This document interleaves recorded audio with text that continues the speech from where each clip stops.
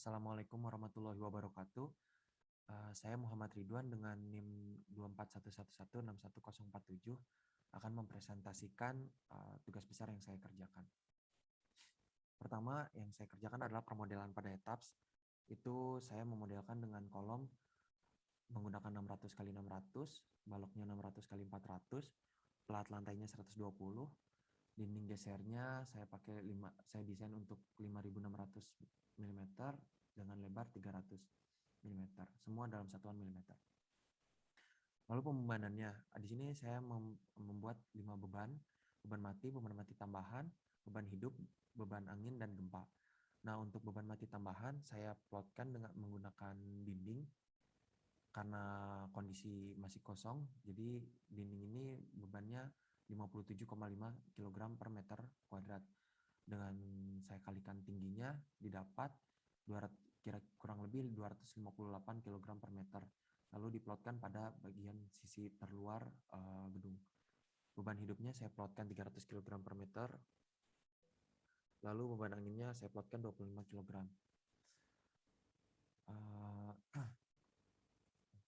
Nah, setelah dimodelkan lalu diplotkan, di-assign bebannya, didapat output dari etaps. Outputnya itu ada 3, beban aksial, momen lentur, dan gaya geser. Nah, untuk beban aksial sendiri itu 25.337, lalu momen lentur ultimate-nya 304.044, dan gaya gesernya 1.767. Nah, setelah mendapatkan 3 output tersebut, saya mulai menghitung kebutuhan baja tulangan. Nah, yang pertama yaitu kebutuhan lapisan tulangan. Di sini syaratnya adalah 1/6 dikali AFY dikali FC crime. Nah, di sini setelah dihitung, saya mendapatkan syaratnya itu 1.205. Dibandingkan dengan V ultimate yang tadi didapatkan dari ATAPS, itu masih lebih besar. Jadi karena V ultimate-nya lebih besar dari syarat, kita membutuhkan 2 lapis. Lalu yang kedua, selanjutnya kita menghitung kebutuhan baja tulangan horizontal dan vertikal. Nah, sebelum dihitung kita lihat dulu syaratnya, yaitu rasio yang digunakan minimal 0,0025 dengan spasi maksimum 450 mm. Lalu dengan kebutuhan luas tulangan, setelah kita mengetahui syaratnya, kita mulai menghitung untuk kebutuhannya. Nah, kebutuhannya itu dihitung per meter luasan, itu membutuhkan 750 mm kuadrat. Nah, saya mengasumsikannya dengan menggunakan D16, tulangan D16. Didapat di sini luasannya 402, bisa dilihat di sini 402 mm kuadrat. Nah, untuk memenuhi si kebutuhan luas tulangan yang per meter luasan ini, kita membutuhkan 2 pasang tulangan D16. Nah, untuk spasinya, karena kita menghitung per meter luasan dan memiliki 2 pasang tulangan D16, kita bagi 1000 dibagi 2 itu 500 mm. Tapi kan di sini syaratnya 450 meter. Jadi harus dikurangi, dan saya juga mengikuti rekomendasi dari Bapak untuk menggunakan 300 mm. Jadi saya gunakan 2D16 dengan jarak 300 mm. Setelah itu kita menghitung baja tulangan untuk menahan geser. Di sini dihitung ternyata rasio tinggi total dinding dan panjang dindingnya didapat 4,1. Karena lebih besar dari 2, saya menggunakan alfanya 1/6. Lalu lanjut untuk cek rasio penulangan. Di sini rasio penulangannya didapat 0,0045, masih lebih besar dari rasio penulangan minimum, jadi bisa dilanjutkan perhitungannya. Lalu saya hitung kuat geser nominalnya didapat 3.682. Untuk menghitung kuat geser perlu direduksi, dikalikan faktor reduksi, didapat 2.761, dan ternyata masih lebih besar dari kuat geser ultimate-nya. Lalu kita hitung juga kuat geser nominal maksimum. Nah, kuat geser nominal maksimum ini didapat 6.024 dan masih lebih besar dari kuat geser nominal. Berarti tulangan yang saya gunakan sudah memenuhi syarat. Lalu diplotkan juga di SP Column, saya menggunakan aplikasi SP Column, masih ada posisinya di sini, masih di dalam areanya. Jadi masih sudah memenuhi syarat. Lalu setelah tulangannya sudah memenuhi syarat, kita cek kebutuhan spesial bond dari elemennya ini apakah dibutuhkan atau tidak. Syaratnya seperti yang saya tampilkan di PowerPoint saya. Nah, untuk sisi kiri ini didapat 140.415 kN per meter kuadrat. Nah, untuk sisi kanannya ini didapat 6 MPa. Jadi dibutuhkan untuk desain kali ini dibutuhkan spesial bond dari elemen. Nah, setelah itu saya plotkan pada aplikasi Response 2000, didapatkan hasilnya itu untuk C-nya itu 1,25 meter.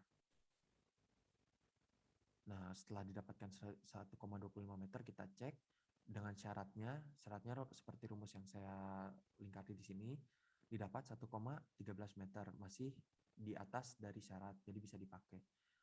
Terus setelah mengecek spesial boundary element C-nya, kita menghitung area untuk spesial boundary element. Nah, untuk menghitung itu ada dua rumus, yaitu C dikurangi 0,1 LW atau C bagi 2. Dicari yang paling besar, yaitu 690 mm.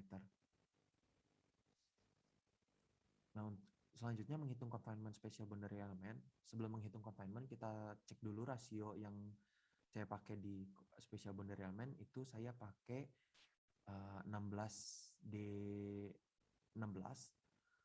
Jadi di sini hasil rasionya 0,0089, masih lebih besar dari rasio minimum yang disyaratkan oleh SNI. Lalu kita lanjutkan untuk menghitung confinement spesial boundary element.